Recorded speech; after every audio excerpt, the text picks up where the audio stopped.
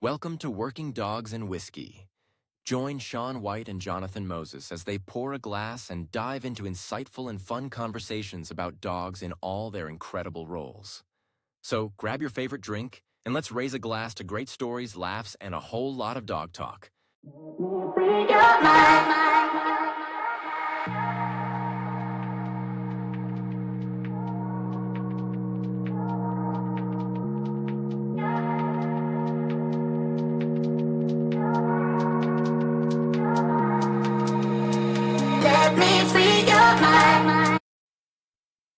All right, welcome back to another episode of Working Dogs and Whiskey. I'm Sean White, and I'm sitting here with my friend, co-host Jonathan Moses. And tonight we have another special guest, another Erik, for our interview for this month. Erik Good, how are you, sir? I'm doing great. Glad to be here. I appreciate you having me on. No, we appreciate you taking the time out and just getting with us. Now, I know you got things to do tonight, so we'll go ahead and jump right in, man. If you could just give us a little bit of your background, like how you got into dogs and kind of where you're at now, and then we'll go from there. Yeah, for sure. So I started out in law enforcement, and that's what led me to dogs. So as a police officer, I always canine guys were the guys that were getting into the fun stuff. They were initiating car chases, bailouts, foot pursuits, and they seemed to be the guys that were the tip of the spear and doing the good stuff. So that drove me to want to go to canine, and I went to canine and got very fortunate. Was able to go to canine with 3 years on, and I've been there ever since. So that's how the dog stuff started with me. Oh, nice, dude. And so now you're the trainer at your department? Yeah, I'm the head trainer for Fort Lauderdale Police Department canine unit. We have Nice. we have close to 20 dogs in my unit. We're single purpose apprehension, so criminal apprehension only.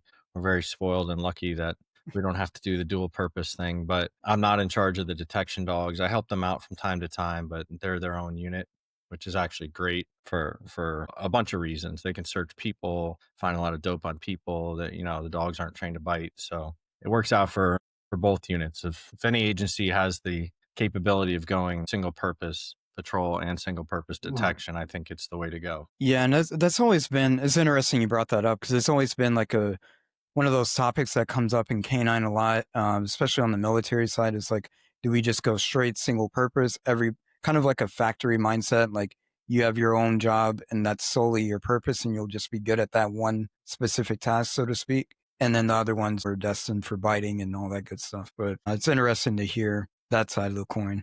So, man, I'm going to jump in it. I want to give a quick disclaimer. Everybody, the hot topic, obviously, of the night is going to be the bark fence, kind of what most people know you for currently. So there's going to be a lot of questions oriented towards that.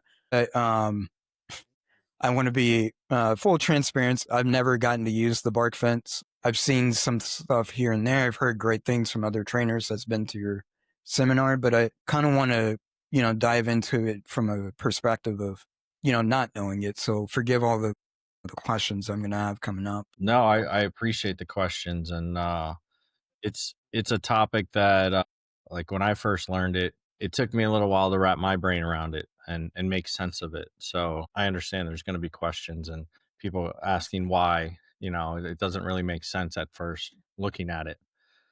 Yeah. So, but yeah, just jumping into it, the bark fence is about creating emotions in the dog and putting the dog in the right mindset.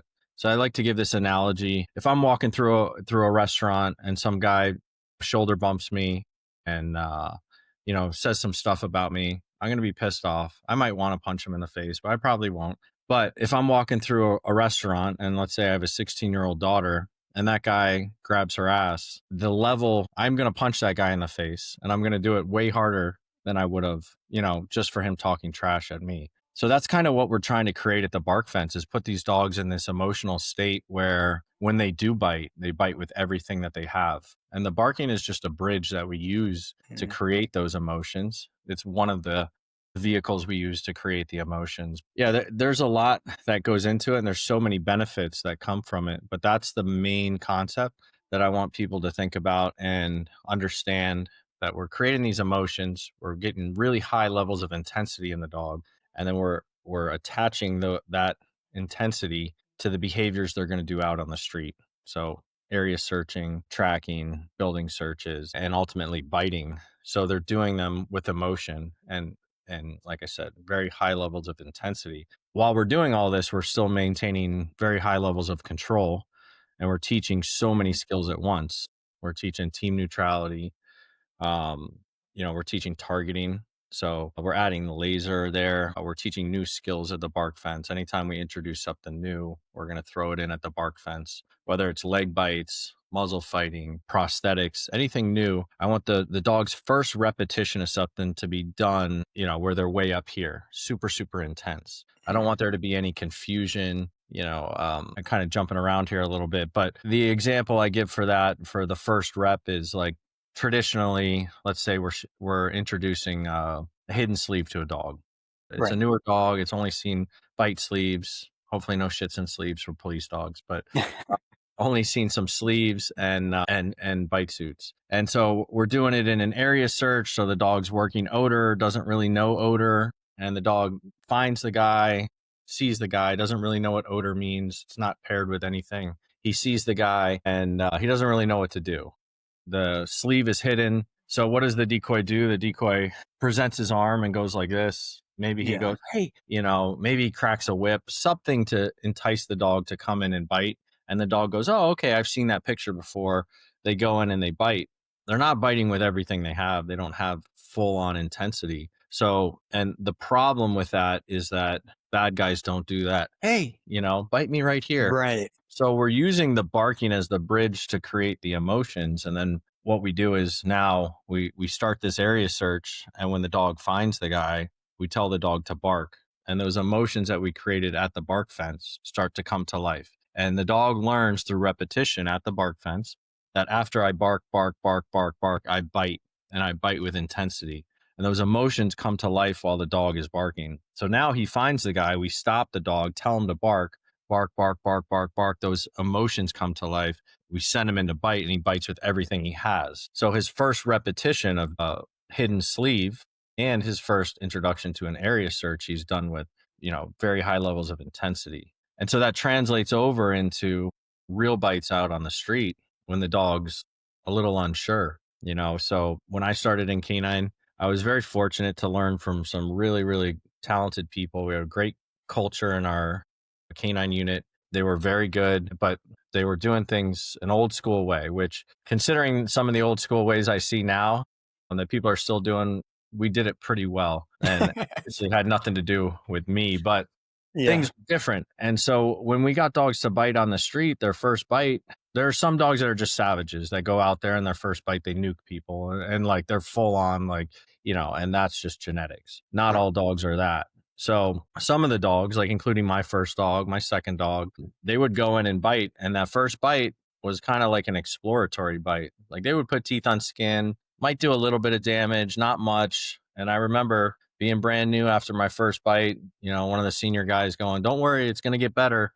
And they did. The bites always got better. The first bite was okay. The second bite got a little better. Third bite was even better, right? Well, now we can't afford to have that happen. So the work fence has stopped that from happening, and dogs are going in and taking care of business on the first bite. Because anytime we intro something new, they have the emotions attached. And so we use the barking as the bridge to create those emotions, and then we fade out the barking, which is a whole nother topic we can go into. But I want the barking to go away. I don't want my dog to bark every time out on the street. Sometimes it's not tactically safe. Sometimes the guy might be aware of our position. So I don't want him to bark unless I tell him to bark. So we fade out the barking while maintaining the emotions. And we do that by pairing everything together. So it's just classically conditioned in the dogs. Everything starts coming, they get paired together. An example I like to give is, you pull up to the training field and your dog gets excited. You never did anything to teach your dog to get excited to go to the training field. It was just back chained. Your dog understood that, oh, when I pull up to the training field and this gate opens up, I'm going in and fun stuff's happening. Your dog learns that on his own. Well, we're doing the same thing. So it's biting and then it's barking. And before that, it's odor, right? So all these things start getting paired together. And so when the dog gets in odor, he's already thinking barking. But now, because he's thinking barking, the emotions come to life, come about in him. And now he can go right into biting with the same emotion without the barking. So all these things become paired together, systematically. So it's really been a game changer for us, and everyone that's using it, I think, is had the same success. It's a great tool. It's not the be all end all. There is no be all end all in dog training. No, there never is. Right. I hear people criticizing like, oh well, the dog did the bark fence at a 2-day seminar and then went out and had a failure. Well, a 2-day seminar, like, give me a break. Like, that's a basic foundation. And what else is the dog doing? Is the handler going out and doing muzzles? Is the handler doing hidden sleeves? Is the handler doing prosthetics? And are they keeping that momentum up? We come out of canine school with these new dogs, and guys just sit back and relax and go, oh, I finished canine school. Well, that's not cutting it, man. Like, you got to keep that momentum up every night, every shift. You should be doing some kind of realistic scenario where the dog is biting a prosthetic, a hidden sleeve, or he's doing muzzles. And that's the one people hate doing, but muzzles are the most important, one of the most important. Bark fence is just a foundational piece where we can create some emotions, but these things that we've always done are still tried and true and need to be done. I think back in the day, my unit was successful way before me in getting dogs to engage.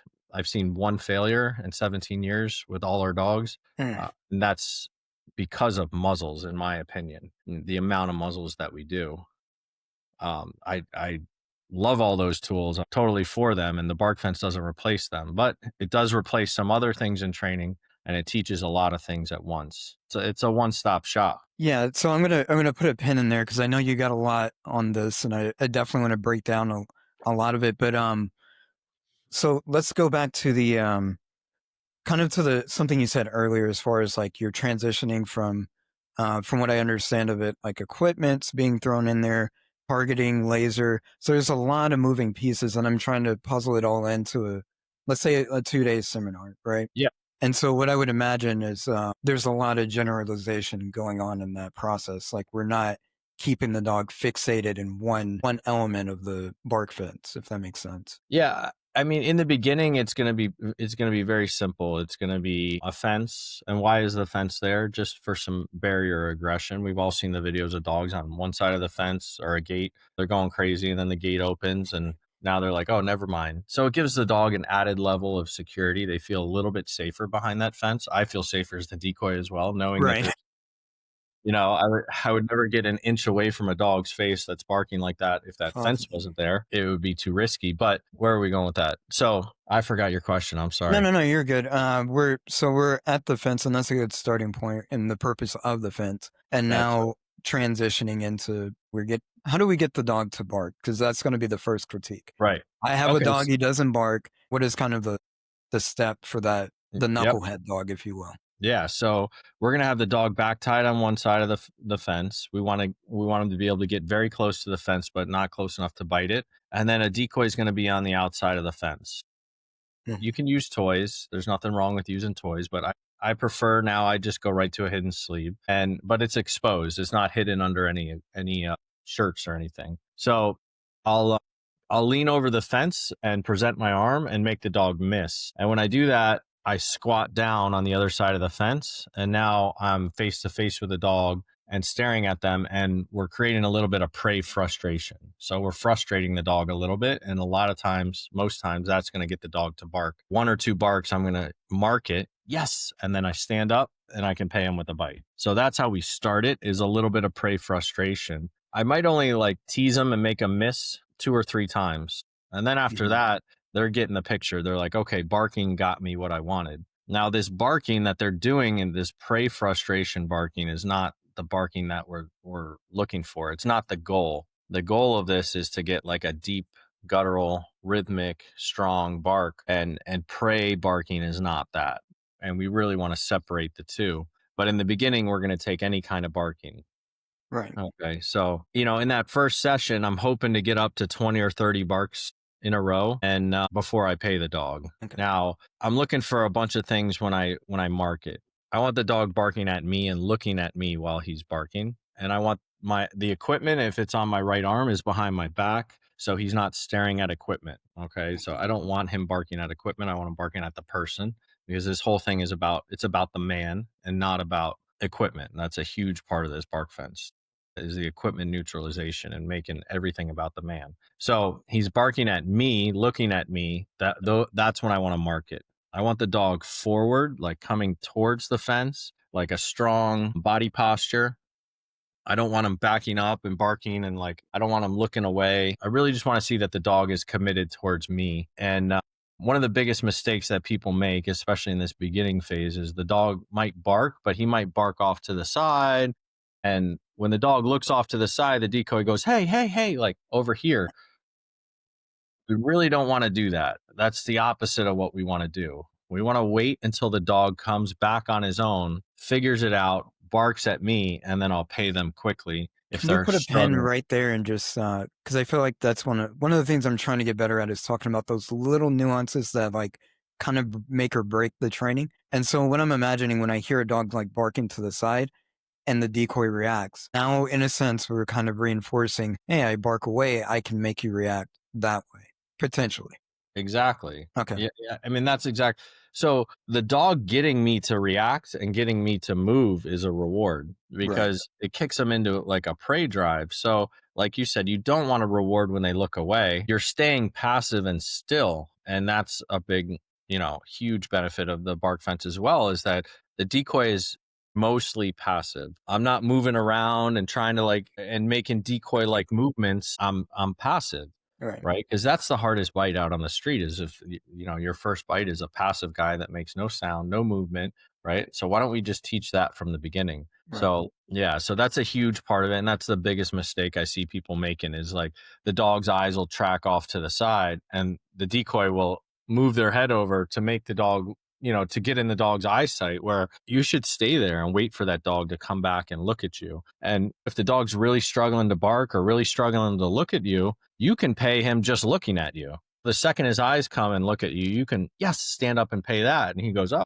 Yeah, well, here's a piece of it. Looking at him is going to get me what I want." So yeah, and as we're going, we're just marking better and better barks. And what I mean by that is rhythmic, strong, guttural, deeper barks is what I'm looking for. Now I can bring out a little bit nastier or nicer bark by applying social pressure. So the main thing I'm doing for social pressure is eye contact. I'm staring at the dog, but everything comes into play. Dogs are masters at reading body language. So like, are my shoulders square to the dog or are my shoulders bladed to the dog? Am I blowing on him? Am I showing my teeth? Like all those things are going to differ depending on the dog and what the dog needs. If my shoulders are square and the dog might, maybe is a little softer dog and the dog doesn't really want to look at me or wants to bark and kind of move away, well, maybe I need to blade my shoulders a little bit and make him feel a little bit more comfortable. Maybe I'll break eye contact and just look at him out of the corner of my eye. But I want him, ultimately, I want to apply some social pressure so he feels slightly threatened, just slightly, and he barks a little nastier, right? Like he's like, "Oh, this guy's close to me. He's not scared of me. His shoulders are square. He's showing his teeth. He's blowing on me. He's not breaking eye contact. Like I need to let him know like I'm serious." And 2 or 3 nastier barks come out. I mark that and I pay that.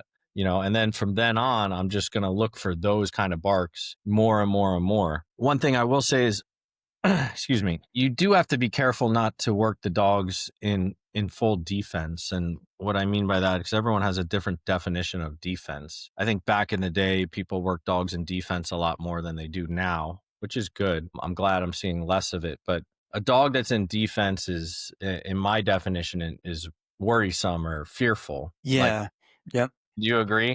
No, 100%. And I'll put my spin on it, but go ahead. Yeah. So I don't want a dog to bite because he's afraid. And I don't want to put the dog in that situation where they're teeter-tottering on fleeing or fighting and then forcing them to bite there. I want the dog to want to bite and just have like overwhelming, intense prey. So when I apply this social pressure, I like to say that I'm just kind of skimming defense, like just a tiny, tiny bit where the dog feels just slightly threatened and the bark gets a little bit nastier. I don't want to push them to the point where they're snarling and their lips are curled and they're exposing their front teeth and their mouth is short.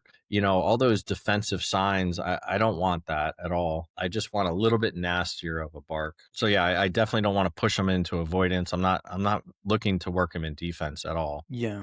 And I think that's like just hearing it for the first time, and like people confuse, or I don't think people are quite aware of how thin that line is on defense to push a dog into either breaking, or I would imagine for police dogs, the caliber of bite you're going to get as a result of that. It's not going to be that full mouth confident. It's more of a dude, take this, and hopefully that works to deter you, which I would imagine is not, it's not conducive to what you see on the streets or what you would have to do. Yeah, absolutely. Their bite's going to be shallow. They're going to be trying to get away. Like the whole goal of defense is to make the threat go away. Right. And I want the dog that doesn't want the threat to go away, that wants to lure me in close enough so he can bite me. You know what I mean? Yeah. So I definitely don't want to push them there at all. Some of the dogs that end up being the best are the ones that won't bark. A lot of times the dogs that won't bark are very confident, and they're doing exactly that. They're baiting you to get close enough so that they can bite you. And that's what I want to see, and it's natural. Now I still want to teach them to bark so I can use that. And it usually takes a little bit more work to get them to bark, but it absolutely can be done. Yeah. And I think it's funny because one of the reasons we love doing the podcast is we get to obviously talk with a lot of different people. And one of the common trends I'm seeing right now is people preach, especially on the pet side, the art of doing nothing and all that good stuff. But yet we'll do everything to entice a dog when we're training it, whether it's trying to get it to bite, trying to get it to lure, trying to get it to do whatever. And it's like, dude, a lot of it can be done by just not with very minimal effort and let the dog feel confident in what it's doing. And it sounds like, that's kind of carrying over to the bark fence as well. Absolutely. Like less is more. Yeah. That's a better way of saying it. More the less the decoy does, the better. Mhm. And that's a hard thing to get people out of. As a decoy, they're used to dancing around and moving around, and they want to do that when they're decoying behind the bark fence. And it's like, don't move. Like just sit there. Just chill, dude. Stare at the dog, and when you see what you like, I want you to act like you're scared. When you see something that looks threatening or scary and the dog is threatening, then act like you're scared and go, whoa, and that's a reward for the dog. And then the dog's going to go, ooh, I got this guy, right? And he's going to do it more. So, trying to simplify like bark fence and decoying to guys, I think stupid line that I came up with. I don't know if it really makes sense to anyone, but it makes sense to me. Like when you're decoying, if the dog does something scary, act scared. If the dog bites and hurts you, like act hurt. You know what I mean? Doing something that's not hurting, like he's got nothing but material and he's pulling, like don't give him any reaction. But when he pushes into that bite and seeks out your arm underneath the bite suit and clamps down and, hurts you, then act hurt, Yeah, and another thing, I want to get your thought real quick, and then I'll try to tie it back to where we left off. But so for prey drive, and this is just a thought I just had as you were talking, I don't think we are, from my understanding, and I'm speaking for myself, I always assume prey drive is always a type of motion. But when you think about it on the dog's perspective, prey drive, when they're trying to bait something in, they're very stalkish and they want you to come in and draw you in. And then the whole point is to get into an altercation to satisfy its, genetic or biological fulfillment, right? Whereas defense, they're in a different mindset. Like you said, they're trying to escape. They're trying to get out of the situation. They don't feel empowered. They just feel, a sense of, I need to make this stop in order to, keep something from happening. How do you feel, or what are your thoughts about prey drive as far as a little in depth, if you will? Yeah. So, well, one of the first steps that, I tend to forget to go over before I go to the bark fence is that I want to make sure the dogs are not barking in prey drive. Like you said, it should be a stalking like behavior, and there doesn't have to be motion for it to be prey. Like if a dog is back tied and a guy walks out in a bite suit and is just standing there, and not standing there in a threatening manner, like he's not, shoulder square, big shoulders, eye contact. He's just standing there.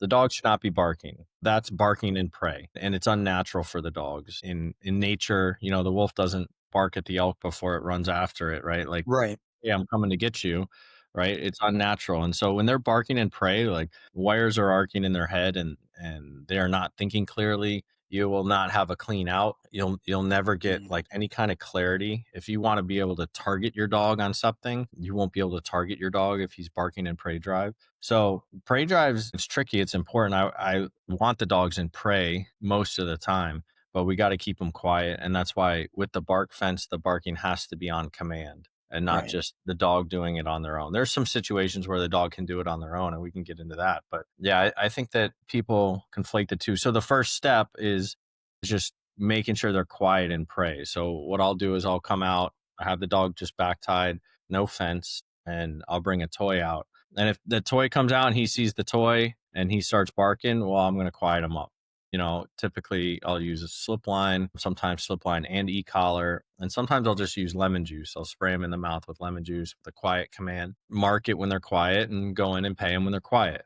Right. So I want them quiet and pray. And at the same time, I'm teaching a bunch of other things. Like that's when I teach the out on day one is I'm teaching quiet and pray, the out.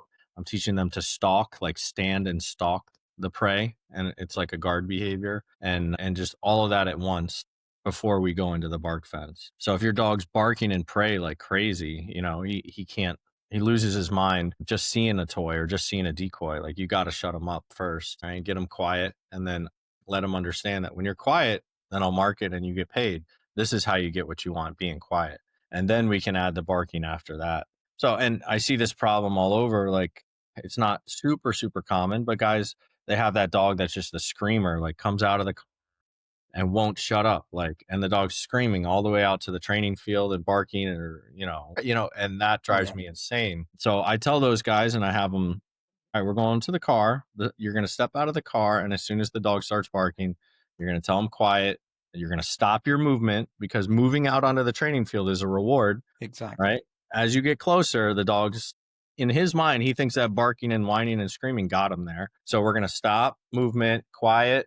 When he's quiet, we'll start moving again. It might take you 5 minutes to get out to the training field, but you're going to do that a couple times. And then the dog's going to go, well, this barking didn't get me anything. Being quiet is what got me out where I wanted to go. So, but with that screaming, the dog's not thinking clearly. And when the dogs are screaming and prey, they're just out of their mind. And guys think that you're going to kill their drive. A lot of dogs that are screaming and prey like that or screaming coming out of the car have a lot of drive, and that's great. By quieting him, you are not suppressing the drive at all. You're capping him. You're forcing him to internalize it. And then when you say to do something, you're going to have that much more power and that much more energy put into it from the dog. So don't be afraid to correct your dog for barking and prey. It's a form of capping. And capping is so amazing, forcing these dogs to internalize it and then use it when we want. Yeah, and I would imagine that's no different than I've never thought of it from that perspective, but I mean, it's no different than when we told a dog to sit down in the presence of a stimulus or a decoy or something that it wants. You're capping it and saying, hey, put that energy into this in order to release it into what you actually want, right?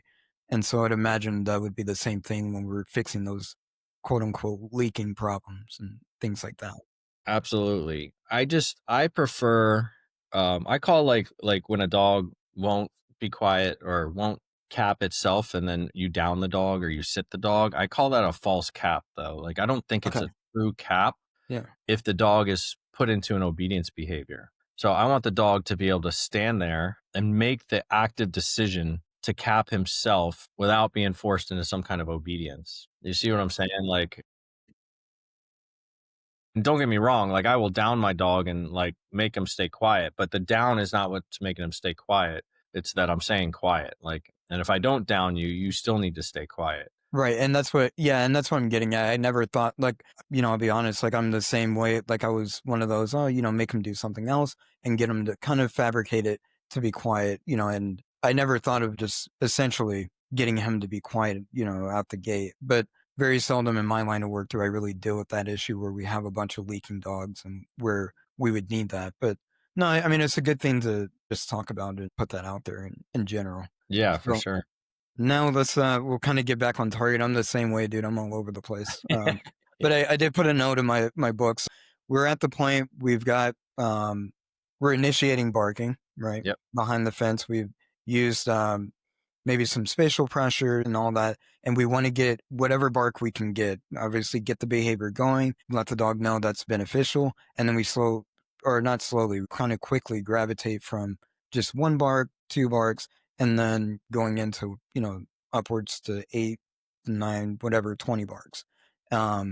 Once we get into those upper levels, is that where we're looking for the deep guttural barks, or where we're marking for that? Yeah. Yeah, I would say so. Okay. As you're going, probably, second session, let's say you're really looking for better barking and not just any kind of barking. Right. Right. And you're going to try to mark those. And it might not be about a number where you're trying to hit 30 barks, 20 barks. It's just, let's get better barks. You have to be careful not to get stuck at 1 or 2 barks. If you mark 1 or 2 barks too many times, you will get stuck there. You want to develop that rhythm. Yeah. So, and from there, the next steps are going to be like, we can extend the barking without rewarding the dog. So let's say we get 10 nice barks and then I come alive and go, hey, and yell at the dog and smack the fence. The dog goes up, I got him to move, right? And he gives me another 15 barks and then I can pay him, or I can do that 3 or 4 times in a row. And now I just got 60 barks. Yeah, I broke it up and I gave him some duration markers essentially, right? That what he Right. was doing was good, but we can extend the barking that way. Okay. All right. So, and now how are we transitioning? Because from what I understand, one of the big concepts in bark fence is also, or one of the benefits rather, is you're able to get targeting on, the dog, clarity of task, focus on target, right? And integration from backup or whatever the case may be. What does that look like moving that into it? Yeah. So let's say you've done, ideally, if you've done 2 or 3 sessions with nothing but the dog and the decoy, that's ideal, right? In these 2 and 3 day seminars, I might do 1 session of that, and then I'm throwing decoys behind there just because guys want to see the results. But if you can get some nice rhythmic barking first, that's ideal.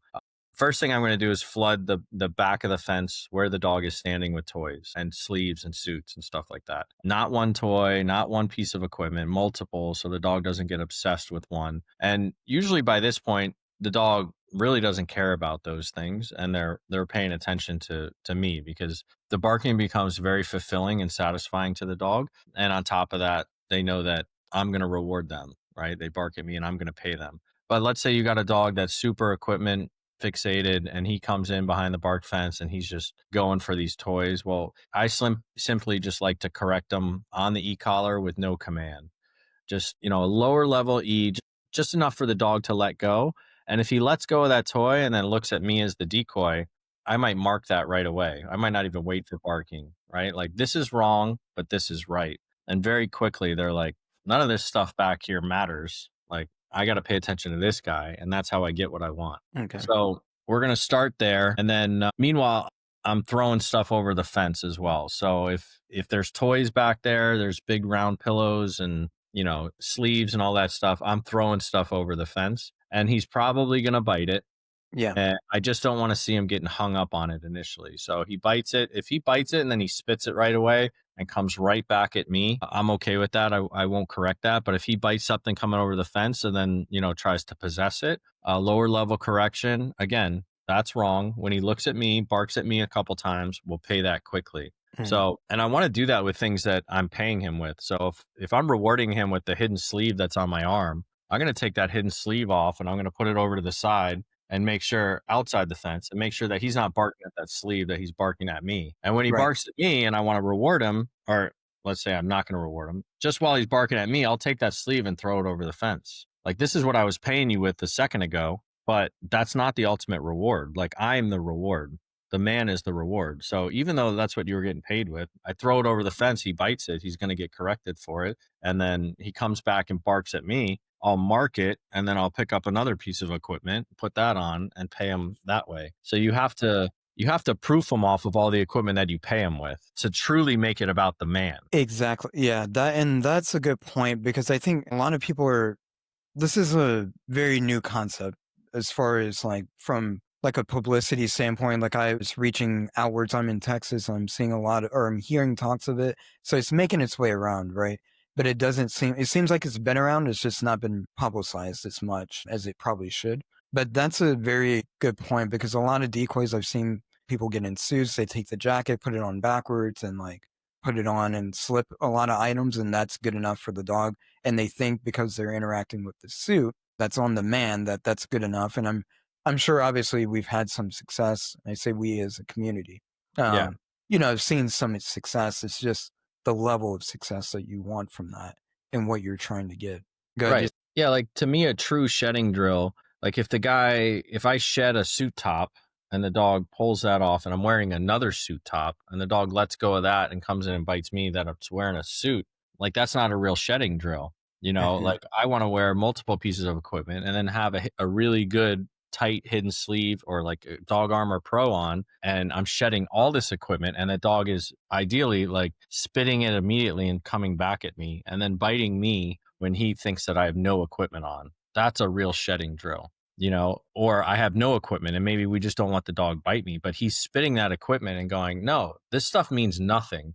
You, the man, mean everything. So yeah, guys can get caught up in that for sure. But yeah, just real quick on the history of the bark fence. Like, Yeah. I don't know exactly where it came from. It's been around for many years. I didn't create it. I didn't make it what it is today. I learned it from a guy named Mike Lorraine, who's a extremely talented dog trainer down in Palm Beach. And he's the one who took it from the sport world and transformed it into something that's adaptive to police work, and just brilliant on how he did it.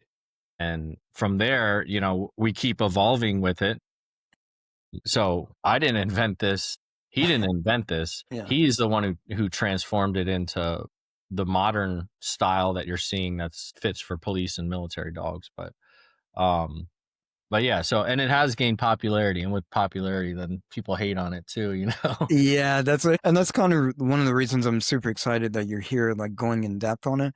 It's just another platform, not that we're this huge, whatever podcast, but it's just one of those things where people can we can dismiss some of the rumors and dispel some of it. But another question I had, Ben, was, I was thinking about it as far as, do you ever use this as like a metric? Like, for, let's say we have a dog where maybe the genetic bandwidth is just not quite there. Like in my line of work, like if you get assigned a dog to your kennels, you're pretty much stuck with that because we can only take from one vendor, and it's not like we can just get rid of it and try to find another replacement. It's like, good luck. So we're praying that this dog has everything that we want. Have you seen any of that where it's like, dude, we can make it look good, but just know his heart isn't in it? Yeah, the bark fence can bring out more in dogs for sure, but it can't. You can't make a dog something that it's not. Ultimately, the genetics are really important. I mean, the most important thing. So if the dog's a turd, the dog's always going to be a turd. We could polish it up and maybe make it look better in the bark fence, but ultimately, when under stress, the dog's going to default back to what it really is. So I don't use it to like test dogs, but you will definitely see things in dogs. And that's what I'm getting at. And I'm glad that's a good point. I'm not saying recommending to use it as like to test a dog. I'm just saying like in the process of going through the steps and everything else. I was just wondering if you've ever seen dogs that are like, this may not be. Yeah. I mean, so dogs that are defensive, like you'll see they have an impressive bark and they'll bark nicely, but like you'll see that they kind of like, they hang back on the fence. They don't want to be like all the way forward on the fence. And then when they do bite, they're, like you mentioned, they're shallow, they're pulling, they don't really want to be there. They want you to go away. So sometimes that'll come out if the dog is like all defense, like not much prey. And so initially looking at it, you might think, oh, this dog's got it because the bark is impressive. Well, the bark's impressive because he wants you to go away and he doesn't want you to be there. So there's been a few dogs that, traveling the country that we've seen that we're like, hey man, we have to have that tough conversation of, Exactly. I don't know if this dog can do this police job, but the bark fence didn't push them there. That's where they were at before. And, they always come to us and go, hey, I'm hoping I can build the dog because these are the problems I'm having. And it's always, well, we'll see what we can do, but there's only so much you can do. We're not making miracles here, Yeah, I guess that's I would imagine that's some of the expectation. It's like, all right, you're promoting the bark fence, and it's like what you said at the beginning of the podcast. It's not the end all be all. This isn't gonna make your dog 100%. and it's not going to make your dog, if it's genetically just not sound or not fit for the job, it's not an instrument to fix that either. No, No. Yep. it helps a lot with clearing things up. It helps a lot with engagement issues, but Mhm. the dog has to have the genetic blueprint to start with. I'll give Right. you an example. One of the local agencies came to me. They had a dog that looked great in training.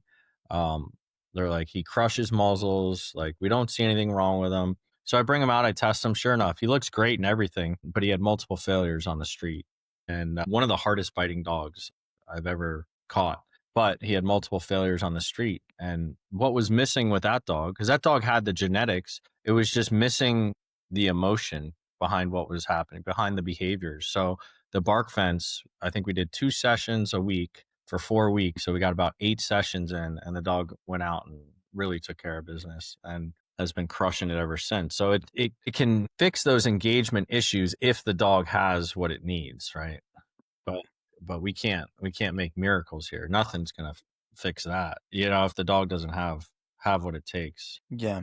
No, 100%. And I know you got to go and we're start wrapping this up. But now for like well, I guess I kind of already answered my other question as far as like, I know for like the military or from what I've heard and everything, we're seeing like a shift in caliber of dogs. I mean, just from COVID pretty much is when I saw it the most, where these dogs are not like, I mean, I think you and I have been in this for about relatively the same time, give or take a few years. And like, 7, 8, 10 years ago, we were seeing some dogs that could accept a lot of stress, a lot of correction, and, and you could get them out of it.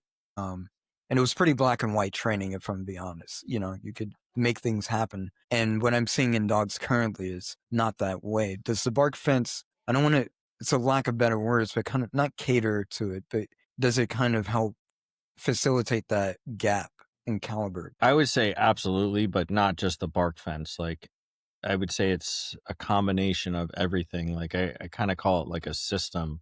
But the way that we're training dogs now, especially guys that are, probably listening to this podcast, guys that are going out and trying to learn more every day, like myself, we're using modern techniques of training, operant conditioning and classical conditioning in ways where the dog understands things a lot better. So with everything paired together, with us being fair to the dog, teaching things operantly. So we use a ton of positive reinforcement, right? We use food, things that were big no-nos, like when I started. We use toys, all these things to shape behaviors, and then understanding how to be fair to the dog and keeping things black and white for the dog, paired with the bark fence, the bungee, it absolutely makes a big difference, because like you said, we don't have the dogs that we had 15, 20 years ago. It was like, ideally, I want a dog that doesn't need the bark fence to go out and bite somebody, right? Yeah, of course. And dogs can go out and bite people without the bark fence. There's no question about that. That's been proven for years and years. But the skills that we can teach with the bark fence are unbelievable. And we can take that dog that may not have engaged, and I think we can get them to engage using the bark fence if they have the right genetics, where, traditional training had failed to get this dog to engage. And part of it, a lot of what we did in the past was tricking dogs, right? Like, look at old school detection. I mean, you're making a toy appear out of nowhere. It's all like magic and trickery, and like Yeah. making the dog think that he's biting equipment when he's really biting the person. That was the whole goal. And now we're not tricking them, we're teaching them. We're training them. We're teaching them skills instead of trying to trick them. And with these skills and them understanding it and us keeping it black and white, it goes a long, long way. And one of the things that I'm a big proponent of is having a super clean verbal out, because to me, that makes things black and white for the dog. Like, when your out's really clean, I know your in is usually really clean too. Like, your dog understands when he can bite and when he can't bite. But when you muddy that up and you make it gray, and sometimes the dog can bite, or sometimes the dog gets corrected for, not outing after 5 seconds, and sometimes it's 3 seconds, and sometimes it's 10. Like, it's super muddy to the dog. But when it's crystal clear, there's a lot of power in that. So I know it's a long-winded answer for, No.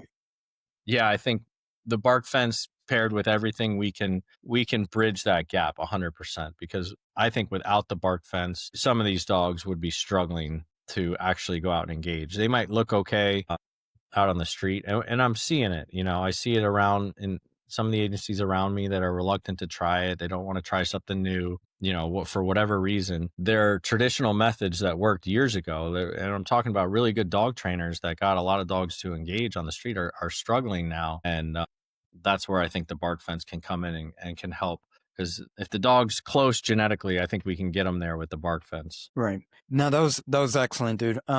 That covered a lot. I'm trying to avoid, like, I have so many thoughts going in my head about, like, now I want to talk about outing. I want to talk about all this good stuff. So we won't go too much down the rabbit hole. I got more time, so don't feel like Are you I'm sure? rushed. Yeah. I mean, All right. I'll close out the bark fence. an hour. Yeah, I'll close out the bark fence just so Yeah. for those listening, we can kind of put that to rest.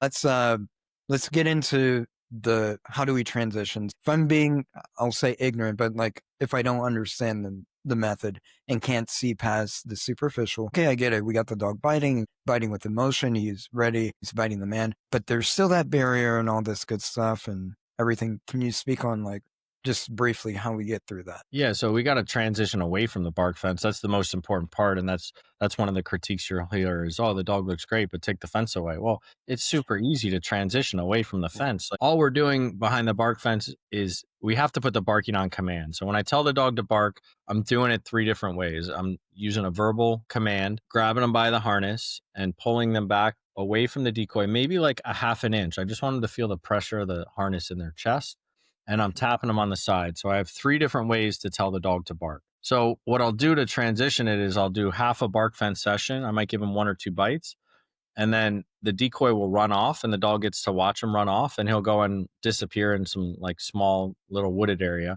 And there's a little pursuit. And then now the decoy's out of sight. The dog turns on his nose, works odor. And then we get to a point where he can see the guy. And now I have to hold him up and I have to get him to bark here. And before I send him into the bite. So I'm going to grab him by the harness, tap him on the side, and tell him to bark, because now I have these 3 different ways. And when I get, maybe this time I might only get 2 or 3 nice barks. When I get those barks, I mark it with the bite command, and then I walk the dog into the bite, and he gets the bite there. So that's the initial transition. So now I'm going to go out and, all right, now the next session doesn't start behind the fence. It's going to be a traditional area search where he starts working odor, pinpoints it. I'm going to hold him up, tell him to bark, bark, bark, bark, bark, bark. He goes in. I mark the barking I like with the bite command, and I start moving him. Once I give that marker, he moves in and bites. So after a few reps of that, when I go to do the area search and I see at the end, when he's getting close, like he is all in, just is trying his hardest to get into bite. Like, and you can tell he's going to bite with everything he has, which usually only takes a couple reps. Then I'm not stopping him and telling him to bark. Now it's right into the bite. Okay. You see what I'm saying? So I'm fading out the barking now. Okay. Right. So that's the transition there. And then there's a little bit different transition for like a building search, but super easy. I could explain it real quick. I like to start a building search. And like I said, I want them doing it with intensity and emotion. So I'll have the dog outside. He already knows barking. Okay. His barking's on command. A decoy is going to come out of the building and the dog's going to see him. He's going to be in a bite suit. I'm fine with that for now. I hold the dog. I tell him to bark at the guy. He barks at the guy. The guy runs in the building. I hold the dog up. He goes into a room, a couple rooms down, and leaves the door open. I tell him, find him, and I let him go. He's going to go in. He's going to push his way into the room. He doesn't have to stop and bark, and he gets to go in and bite right away. Okay. Now I bring him outside, and the decoy appears again. I tell him to bark, bark, bark, bark, bark. Decoy runs off, goes in that same room, closes the door. So now I release the dog, and the dog goes in there with intensity and intent, and like he really wants to bite this guy. And when he can't get to him, he's going to turn on his nose and he's going to start checking door seams. And so the dog learns to search. Actually, we're not even teaching him to search, right? He does it on his own because he already knows how to do it. Yeah. You know what I mean? And they start hammering door seams, and you're like, wow, I didn't spend weeks and weeks door seams and like putting hot dogs under door seams and all that stuff. The dog just goes in and does it because he's searching with the intensity. And so he hits that door seam. You see the change in behavior. He might not bark right away. So then you would go up, grab him by the harness, tap him on the side, and tell him to bark. He barks 4 or 5 times, door flies open, he goes in and he bites, right? So we just repeat that process to the point where now the dog doesn't need me to come up and tell him to bark. The dog Right. finds them, checks all the door seams, finds them, and barks on his own. And we're not popping the door at one bark. Ideally, I want 15, 20 barks most times. In the beginning, it's going to be a little bit less and we'll build up to that. But, Of course. you know, to me, it's impressive when a dog checks a door seam and you see the change in behavior and just goes into this strong rhythmic barking and it's relentless and nonstop until that door pops open. There's no mistaking that. It's not. And then he looks over at the handler and goes, Yep. "Are you going to open this?" Like, you know what I mean? Like, Yeah, dude. Yeah. Yeah. so, Go ahead. Go ahead. so you're getting like a mini agitation session in right before the Mhm. bite, and so he's going to go in with intensity. But go ahead. You were saying, No, I was just laughing because we do a similar fashion for our building searches and stuff like that. The requirement isn't strictly that they have to bark or anything like that. Just offer an aggressive alert of some type so they can scratch and all that good stuff. yeah, But yeah, no, you just reminded me of like first fighting with a dog that's like in this drive state and trying to get him to, you just saw a decoy jump in front of the door and go boo boo boo boo and then run. And now yeah, you're trying to battle with him and saying, hey, sniff this, by the way, and all right, that stuff. So when I transition into just letting the dog off leash, letting him know what he's in there to do, obviously identical to what you just said, and then let him do the work. We kind of keep the proximity to where it's pretty cut and dry, like it's only, maybe one of two doors or whatever. But anyways, but we let him work it on his own and the dog makes the association. We build the frustration, we get the response that we need, so forth and so forth. But what I loved about it was, one, it eliminated what you said about dogs sniffing, and then they give either the response, and then it's like only good for two or three, and then they look at you like, "Dude, are you gonna open the door, or who's doing it here?"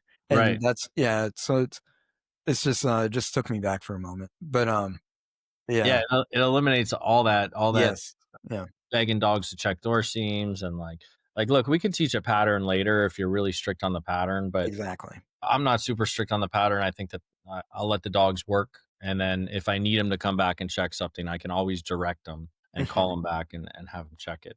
But that's where the handler comes in. That's where they're a team. Yeah, exactly. All right, real quick, and then we will wrap this up. Outing. Yeah. Just a brief rundown, because that's one John and I kind of were hesitant to talk about because it seems like it's getting better. I will say that from what I've seen coming into the industry to where we're at now, but it still seems like it's an ongoing issue for sure. So you'll be the first one to actually be on air to talk about your concept of outing, but I'm always interested in it, dude. That's like one of my tangents Yeah. that I love to talk Yeah, same. And outing to me was always mystical as well because I came from a place where we barely could get our dogs to out, and that's what we wanted because that's about. what we thought made a better street dog was a dog that didn't out. And so we would struggle to certify every year and we would fight our dogs for, whatever, a couple weeks leading up to certification and barely certify, but that's what we thought we wanted or that's what we thought was best. And it worked, but now like I just told my guys last night, hey, we're certifying in 2 weeks. And everyone, okay, like we're not going to do anything different. We don't need to prepare for it. Right. So outing it's not that difficult, but people make it, they overcomplicate it. I like to simplify everything and make everything very efficient. So a couple big things. The dog can't be barking and pray, like I talked about. We have to have them quiet and pray. And then once we have that, I want to teach the dog that if you let go of it, you're going to get it again. And it's one toy. We're not tricking the dog with multiple toys. At some point, you got to lie to the dog. So I'm going to use one toy and I'm going to tell the dog to out. And let's say it's a green dog. The dog doesn't know anything about outing, doesn't know what the out command is. I'm going to tell them to out. They're not going to do it. I'm going to correct them. Typically, I like using an e-collar. I know sometimes your guys' hands are tied, Right. but an e-collar, as soon as they spit it, I'm gonna tell them to out it. I'll use a command drop. They don't do it. It's no, no, no, and I'm tapping the E on every no, and I'm finding that level. And this is their introduction to the e-collar. Like I don't spend any time conditioning the e-collar. They don't wear it. This is the first time they've worn an e-collar, to my knowledge, right? Mhm. I think all that stuff it can be beneficial, but I think it can also be a waste of time. Okay. So no, no, no, I'm tapping the e-collar. When they go burp and they spit the toy, then I tell them to get it again. And I have a sleeve leash attached to it. I'm using those big round bite pillows. I like the one from Underdog and it's got a sleeve leash attached to it. So they They spit it. As soon as he spits it, I say, get it. And I move it with the sleeve leash, or I'll kick it. And then they bite it again. Right. So I kick them into prey drive after this correction. They got a little bit of an unfair correction because they don't know why they got corrected, but then I get them to bite it again right afterwards. So I'm going to repeat that process. And typically in one session, I have the dog outing verbally super, super clean. So it's drop, no, no. And the correction only comes on the word no. It never comes on a drop command or Okay. an out command. It's always drop and then no, no, no. And I keep correcting until they spit it. As soon as they spit it, get it, and they get it again. Quick question on Yeah. that. Now, is the dog, is he on just a leash or back tied, or what is the setup for the dog? So he's back tied. And then I'm in front of him and I have the toy with the sleeve leash, and I also hold a leash that's hooked onto something onto his neck. Okay. And the reason for that is I want to stop the dog from doing things that I don't like, which is going to be bouncing, barking, right? And like, Yeah. so I want him standing, stalking the toy, and not bouncing and being quiet. When I see those things, that's the only time I mark it. Yes. And I'll move in and pay them with the toy. So Okay. once I get those things and they're on the back tie, that's how they get paid. So another thing with the e-collar is you want to find a level that the dog wants to avoid, right? Like I'm not going straight up to the highest level, but I'm also not going to nag the dog. Like if the dog outs after 5 no's on a 2, I'm not going to a 3. I'm going to go to a 4 on the next one. And when I say no, I want him to go burr and like be like, well, I don't want that again, right? And then when you tell them Right. get it, they bite the toy again. And if they don't want to bite it, what I do is I kick them into prey drive. So they might be in a little bit of a funk after getting a correction, a heavy correction. So we get away with that correction by kicking them into prey. What I mean is, so now they got this heavy correction for not outing it. The toy hits the ground. They're like, oh, I'm not sure I want to bite that. Well, then you Mhm. tell them get it and you kick it over to the side, and now it's prey. And now he's chasing it over to one side. As he goes to bite it, I pull it out from under his chin and I kick it the other way. And now he's chasing it the other way.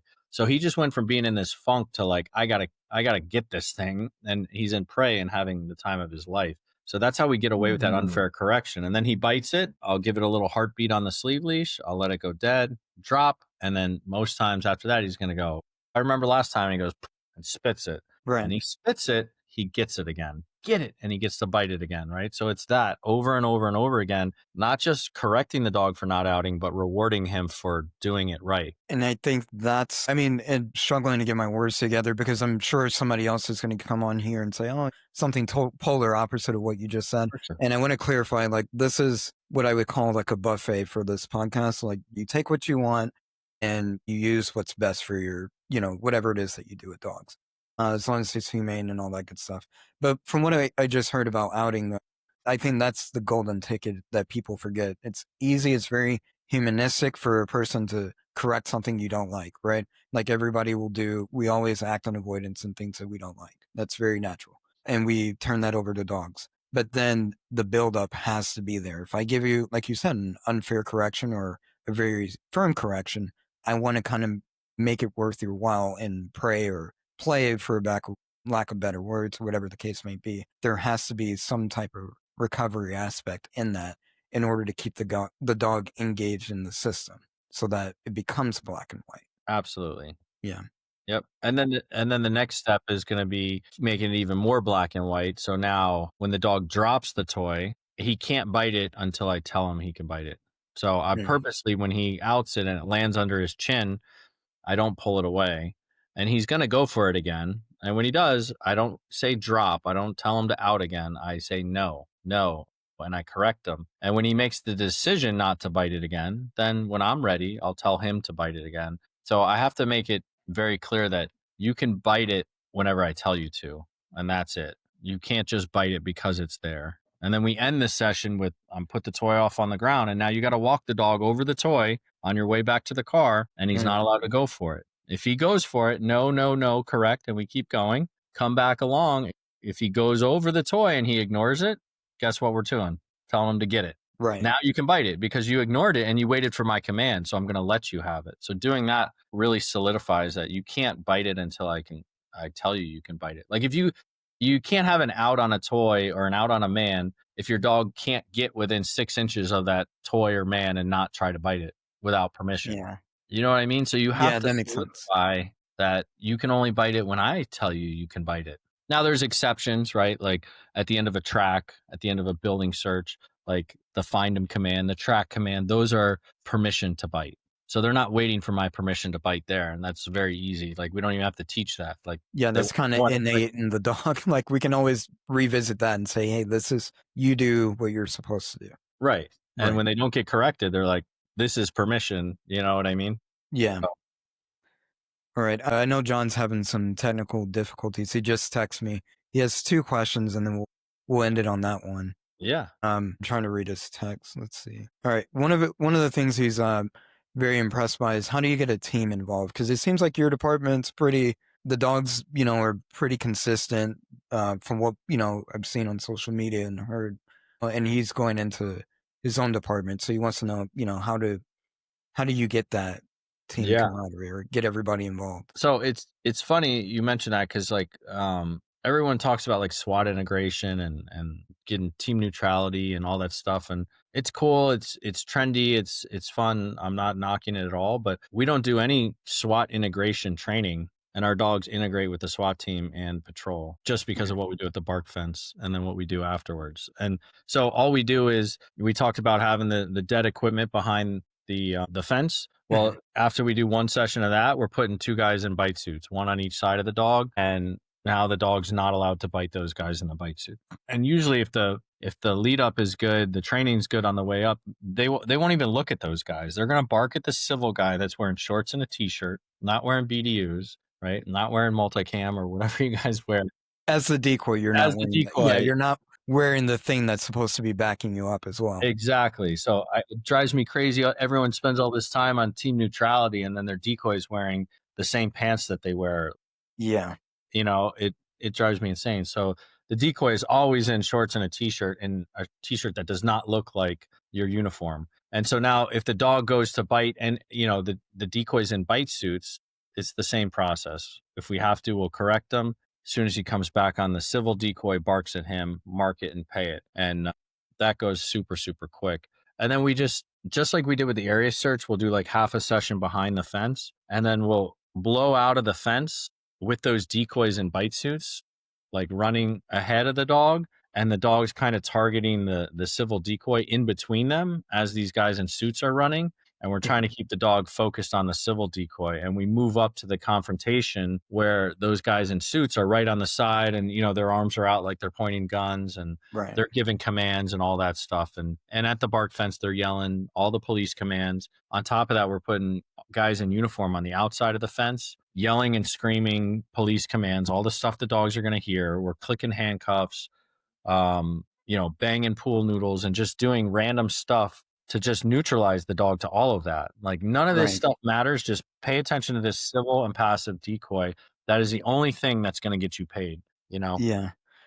And then his second follow along question with that, as far as the kennel itself, like the canine, like your team, or I'm not sure what your officers that Yeah.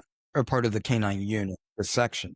How do you, or what have you found successful for getting them involved? Because it seems like you guys train pretty well together, like as a section, and Yeah. your guys are. I mean, I don't know personally like how close knit you are, but professionally speaking, it seems like you guys have a good hold on. Yeah. I mean, that's a tough one. Excuse me. Okay. Yeah, go ahead. You're good, man. Sorry. I just need to clear my throat. That's Yeah, a tough one because my unit is just like we just have great people in it that are motivated. I mean that you know what I mean? So it's hard to, they want to be there. They really want to be in canine. They love their job. It's a lifestyle.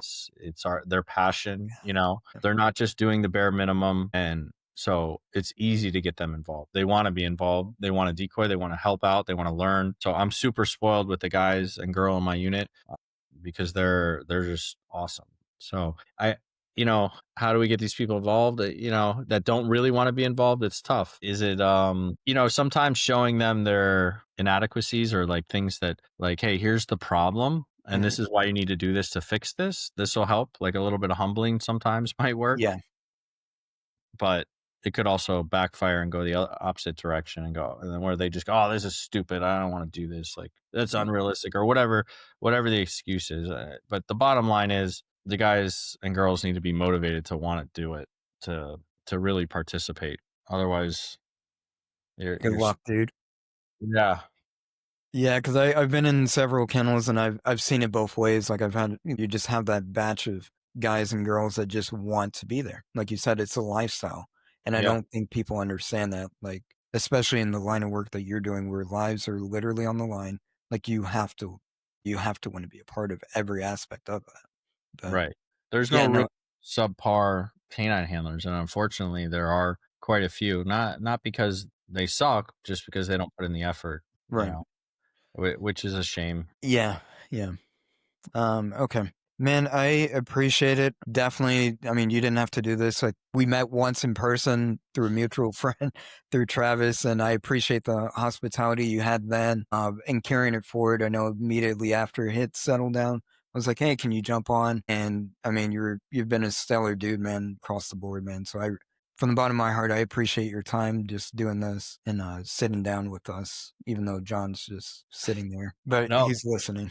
yeah, Yeah. of course. I really appreciate you having me on, and thanks for taking the time. My goal has always been to just try and help as many people as I can. And when this stuff started and I learned this stuff from Mike Lorraine, I just wanted to get the information out there. And that's how I got involved in hits and started teaching, was because I had been through the struggles of the old ways of doing things, fighting with dogs. And I wanted people to have what we have now, and go, hey, it can be much better. So we enjoy training now. It's a lot more fun. We're not fighting dogs. And, That's the so best. I just want to get it out there and help people. So, Yeah, and speaking of, how do people get in touch with you, and what's how do they get to yeah, be in a seminar with you, or whatever the case may be? they can reach out to me. I'm on Instagram. It's Erik Good K9, Eric with a K, K9 and a letter K, number 9. And my email is the same. It's ericgoodk9@gmail.com. Okay. So, they can reach out there, and,